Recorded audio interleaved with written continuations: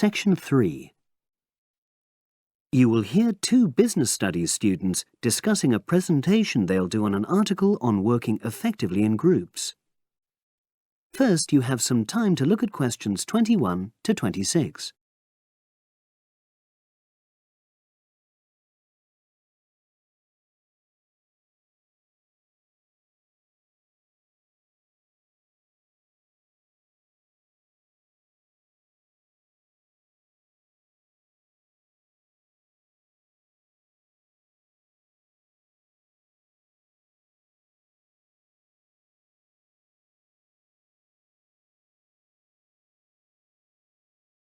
Now listen and answer questions 21 to 26. So, Brad, what did you think of the article on group work? Oh, hi, Helen. Yeah, it was pretty good, with helpful pieces of advice on how to make group work effective. I think we were lucky to be given such a straightforward text to present at the management skills seminar. Yeah. Actually, shall we discuss it now? Have you got time? Sure, it's only a 10-minute presentation, so we just need to explain and then give our views on the main points raised in the article. I'll jot down some notes. Right. So, there are 3 main sections. I suggest we start with listening. Yeah, effective listening in groups, because it's not something that's frequently covered on courses in our field. No, and we should say that in the presentation. Yeah, and also effective listening's pretty simple, you know. I don't think it's hard to learn. Well, people think it's easy, but in my experience, most of us tend to be very lazy listeners. Okay, I wouldn't argue with that. Something I do think we should emphasize is the power of the listener's posture, gestures, etc., in making speakers feel respected. Not that you're just waiting for them to finish before jumping in with your own ideas. Uh-huh. Okay, right. The next section is on goal setting. Let's make sure we're clear what the article says on this. Yeah. Well, firstly, it says that all group members must be given time to explain their own goals. That's it, yeah. And then did it say that the whole group should agree on common goals? That's a bit too strong. It's more that everyone's agendas should be equally acceptable. But it does say that goals have to be realistic, you know. Achievable within a particular time? You've got it.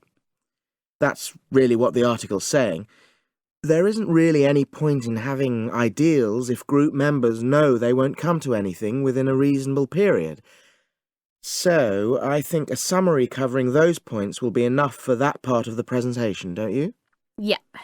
Now, the last section is about conflict resolution. Actually, I thought it was the worst part of the article. Me too. I don't think it went into sufficient detail on the issue. Actually, I thought it devoted too much space to it, but that it was all rather boring, you know? It didn't mention some of the more radical theories. Absolutely. I found that really irritating. Right, and also I think it could have said more about conflict sometimes being healthy in groups. Absolutely. It just mentioned rather glibly about how we should avoid thinking of winners and losers, and that quick resolution of conflict is always desirable. Without explaining what these terms mean? Well, it gives quite detailed definitions, but doesn't develop a proper argument. Right. So, for the presentation, I think we just give some definitions and then explain what we felt were the weaknesses in the article's treatment of conflict resolution. Yeah, good. Now you have some time to look at questions 27 to 30.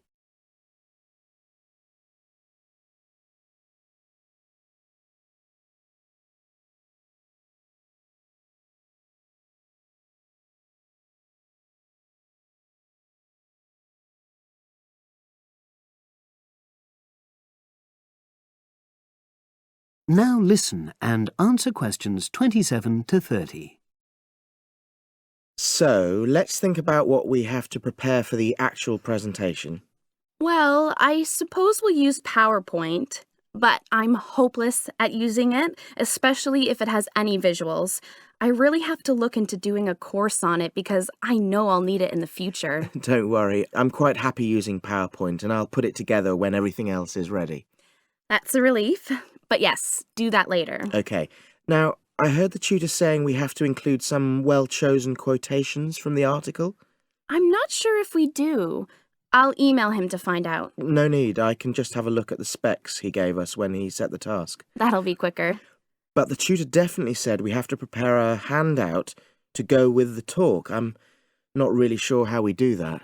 Sarah did one last year. Who's she? She's doing the same option as me on marketing. I'll ask her advice on what to include. Great. So that just leaves the bibliography at the end.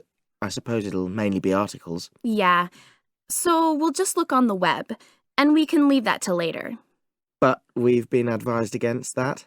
Well, we could have a look through some journals in the library. I think we should start by looking through module handbooks. I think that'll give us some good leads. Yeah, you're probably right. So that's all the topics. That is the end of section 3. You now have half a minute to check your answers.